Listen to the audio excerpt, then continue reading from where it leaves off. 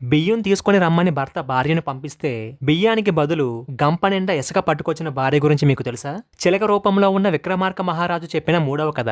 తన భర్త ఇంట్లో లేనప్పుడు దొంగతనంగా రాజు దగ్గరికి వెళ్దామనుకున్న పద్మినిని వెళ్లనీయకుండా ఇంట్లో ఉన్న చిలక నలినాక్షి, అనురాధ అనే ఇద్దరు స్త్రీల కథలు చెప్పి పద్మినిని తప్పు చేయకుండా ఆపగలిగింది. అయితే తర్వాత రోజు పద్మిని ఈ రాత్రికి ఎలాగైనా సరే రాజు మన్మథ సింహుడి దగ్గరికి వెళ్లాలని అందంగా అలంకరించుకొని చీకటి పడిన తరువాత ఎవరికీ కనిపించకుండా రాజు అంతఃపురానికి వెళ్దామని బయలుదేరింది. వెంటనే అది చూసిన ఆ చిలక, ఓ అక్క పద్మిని, ఈ రోజు నీ అందాన్ని రాజుకి సమర్పించడానికి వెళ్తున్నావా? సరే, వెళ్తే వెళ్ళావు, కానీ వెళ్లే ముందు నేను ఒక కథ చెప్తాను. ఆ కథ విని వెళ్తే నీకు ఉపయోగపడుతుంది అంటూ ఆ చిలక కథ చెప్పడం ప్రారంభించింది. శోభావతిపురం అనే ఊరిలో ధనకోటి శెట్టి అనే వైశ్యుడు తన తల్లి భార్యతో కలిసి జీవిస్తున్నాడు. అతని భార్య పేరు లలితాంగి. చాలా అందగత్తె. లలితాంగి నవయవ్వనంలో ఉండడం వలన తనకు సంసార సుఖం మీద అమితమైన ఇష్టంతో పాటు వ్యభిచరించాలనే కోరికతో వసంతుడు, జయంతుడు అనే ఇద్దరు యువకులతో రహస్యంగా ఎవరికీ తెలియకుండా వారిద్దరితో ప్రేమాయణం సాగిస్తూ ఉండేది. ఒకరోజు ఆమె భర్త ధనకోటి శెట్టి తన భార్య అయిన లలితాంగిని పిలిచి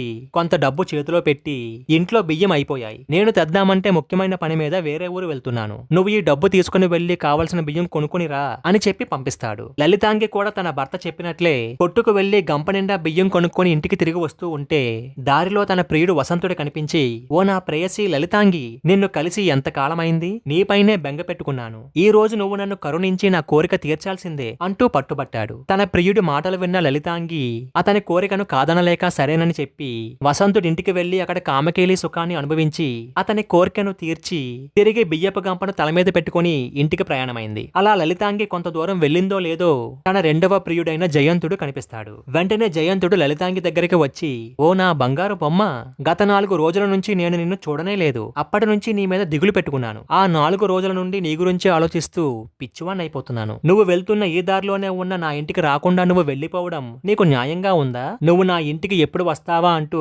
నా ఇంట్లో ఉన్న మంచం నీకోసమే ఎదురు చూస్తూ ఉంది, దయచేసి నా మాటను కాదనకు అంటూ లలితాంగిని బలవంతం పెట్టాడు. తన ప్రియుడి కోరికను నిరాకరించడం భావ్యం కాదని భావించి తన ప్రియుడి ఇంటికి వెళ్తుంది. అయితే ఏదో పని మీద అటువైపే వెళ్తున్న వసంతుడు జయంతుడు పిలవగానే అతని ఇంటికి వెళ్లడానికి సిద్ధమైన లలితాంగిని చూసి కోపంతో అసూయ చెంది లలితాంగి ఇంట్లోకి వెళ్లే వరకు దూరంగా వేచి ఉండి తన ఇంట్లోకి వెళ్లిన వెంటనే బయట ఉన్న బియ్యపు గంపను ఎత్తుకొని వెళ్లిపోయి గంపలో ఉన్న బియ్యాన్ని దూరంగా పారబోసి బియ్యానికి బదులుగా గంపలో ఇసుకను నింపి తిరిగి తీసుకొచ్చి యథాస్థానంలో పెడతాడు. తనని మాత్రమే కాకుండా జయంతుని కూడా ఇష్టపడుతున్న లలితాంగికి తగిన శాస్తి చేశాను అని అనుకొని అక్కడి నుంచి వెళ్లిపోతాడు. అయితే ఇదేమీ తెలియని లలితాంగి జయంతుడితో కామకేలి సాగించి అతన్ని సంతృప్తి పరిచి ప్రియుడి ఇంటి నుండి బయటికి వచ్చి బయట ఉన్న బియ్యపు గంపను తల మీద పెట్టుకుని ఇంటికి చేరుకుంటాడు.